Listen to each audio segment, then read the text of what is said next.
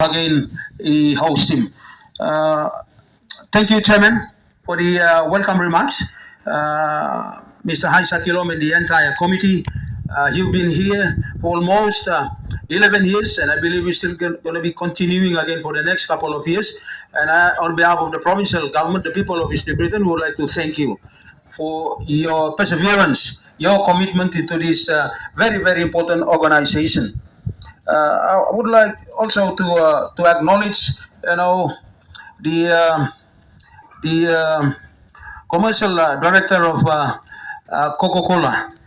Thank you, Tim, for the wonderful remarks that you've just presented today, and also to the NCC Executive Director Stephen Kilenda with your team.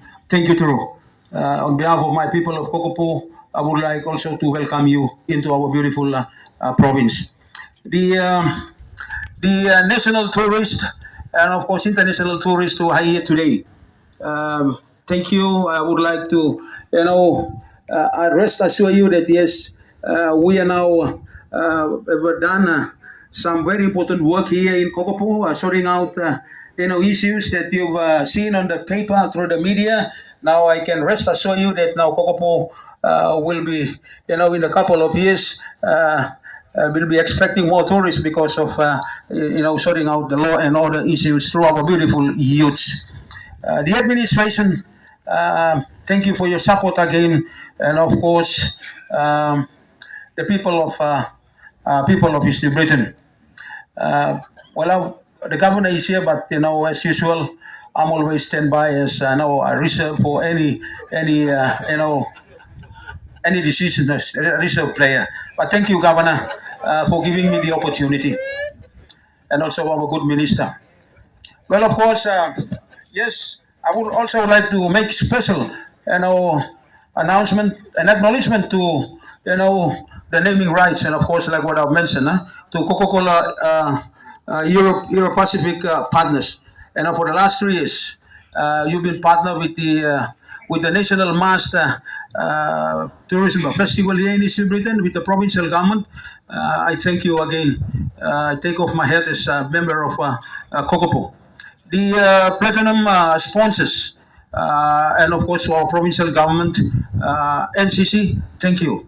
And of course the gold sponsors, silver sponsors, and bronze. We are today. You can see everyone here displaying their own tents and flags, the identity of the companies, and those very companies that they stay here in East Britain.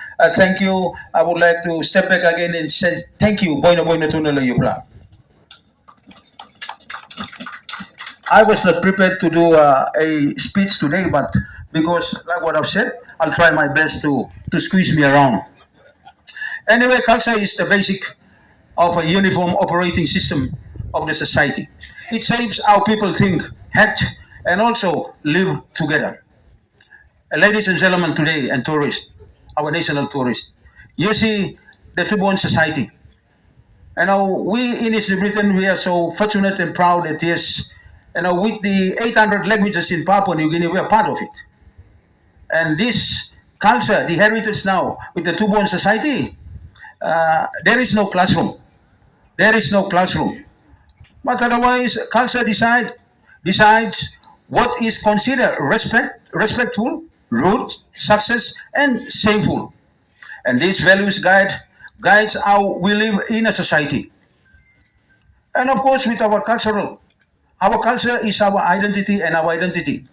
You travel around the country, tourist, and when you see a person putting, a paint on the side of the eye and a little bit of feather on top of his head and a lip, that is a person from East Britain.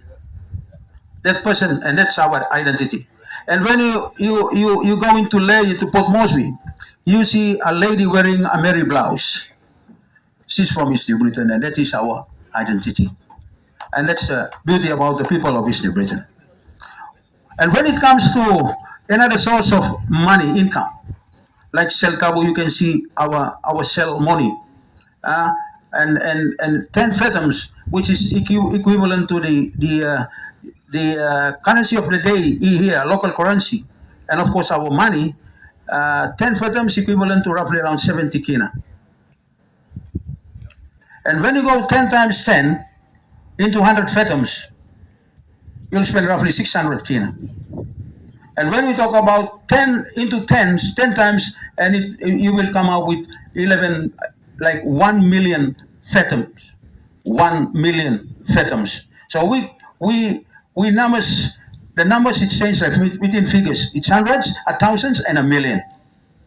We trade, and it gives us a sense of belonging to the society.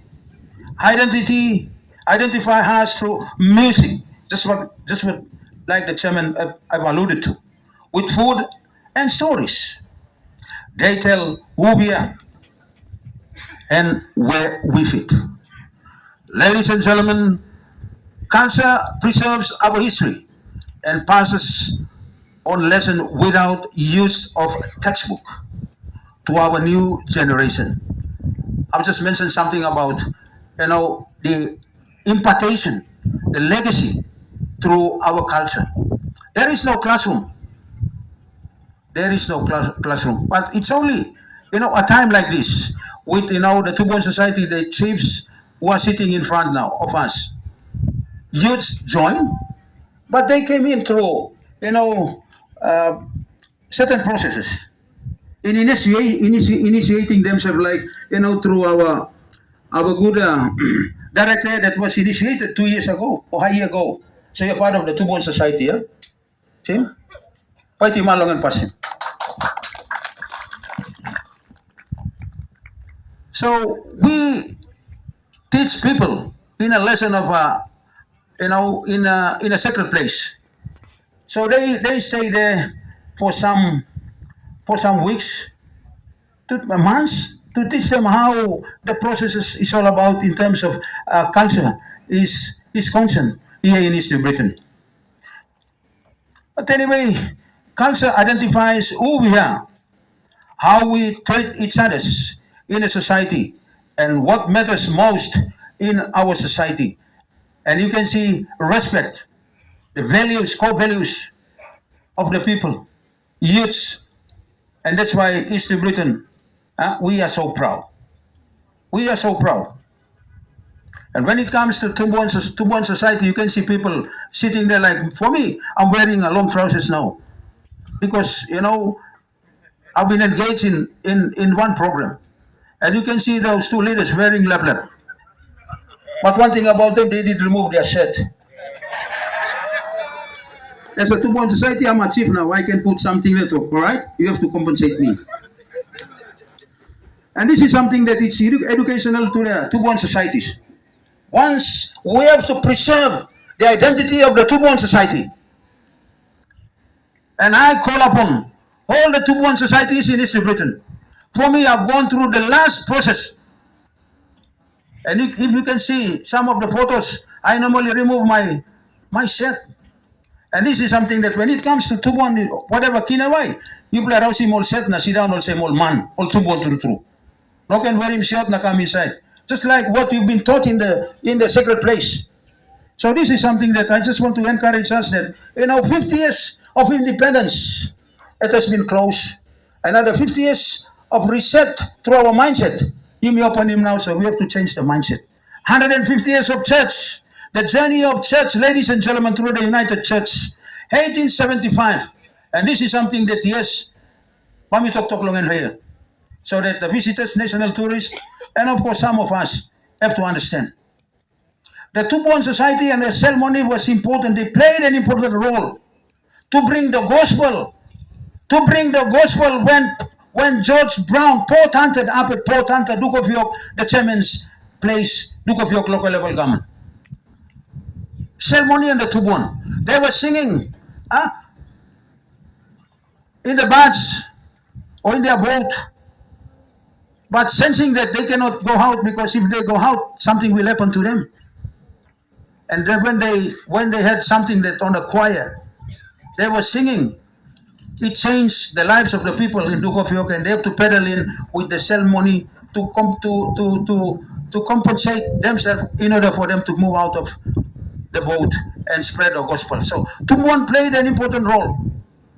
And when they arrived at Matupit to Relwana, Kabakada, in roughly around 1870, 1878, 79, but from 1875, the Tumbuan Society came in through the good news. And the good news was spread by the Tumbuan Society. And this is unique here. We should be proud. Paitimano God. The culture has a huge impact on our economy. It basically decides how our people produce cash flow, how we trade, and how we spend our money. And it is interesting. International tourists, a sell money of this can be trade. If you got no money, a bank, maybe something about the loan you can pay, or even tax. You trade with basic foods. When there is a custom ceremony, you can trade sell money to buy food. And of course, we pay bride price to our mothers. This is something that is, again, it's unique. And we also just give free ceremony. We give free wealth to the people. You will never find this in some other parts of the country in the world. Governor, minister, this is true. Huh? You cannot just give free ceremony a value of 600,000 kina or 500,000 kina. Today, I believe it's roughly 30,000 kina worth of ceremony now it has been given out to the Tumbuan Society. And the turnaround of that, it will come back. It will help the youths in the community. It will help people in the community. Sorry, you asked me to do the keynote address, so I'm just talking. Thank you for giving me the chance. We're getting there. I will put the try, so I'm getting there. So go, MOSM, me like to place, but anyway, the tourists are here. This is something that we should be proud of. Whether in the community under the triple P concept, the public-private partnership. We were out into this world into 3%. The church brought up, do the clearance for us with the culture, and we still maintain the culture. Despite of whatever, we still maintain the culture. And like what I've said, there is no classroom, but the impartation that will continue to preserve and respect, bring the identity of the people of East New Britain. So that's something about our economy. And today, people are paying tax. Today they can trade because there is no money. They trade to a plantation, cocoa plantation or copra plantation. And when they exchange the tambu into copra and then sell the copra, they can get roughly around 500 to 700 or 1,000 kina. That's unique. They buy ice cream, they buy ice block, smoke or whatever. Flex, you trade with sell money. And some of the chiefs are sitting down here got more tambus in their place, in the house, in the bank, or maybe somewhere in the community. But to conclude, thank you. Well, again, the Warwagira and Mass Festival, NCC, thank you. We will continue as an event that showcases our cultural heritage. It's also protect and preserve our identity and values.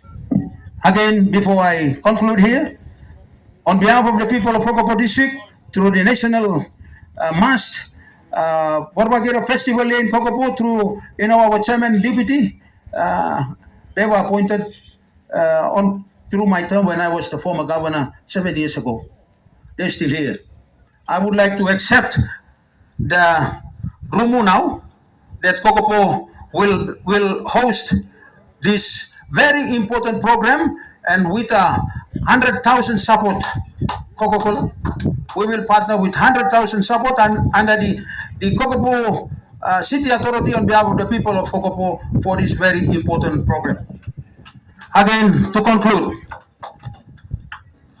on behalf of the governor of East Britain, and of course the national leaders, the National Cultural Commission, and the Minister, Honorable Beldenama, the provincial administration, the National Mast Warwagira Committee, and of course the Tubon Society here in East Britain. I would like and would like to officially, open this festival for the next 3 days or 2 days. And again, thank you for the first Keynote this morning.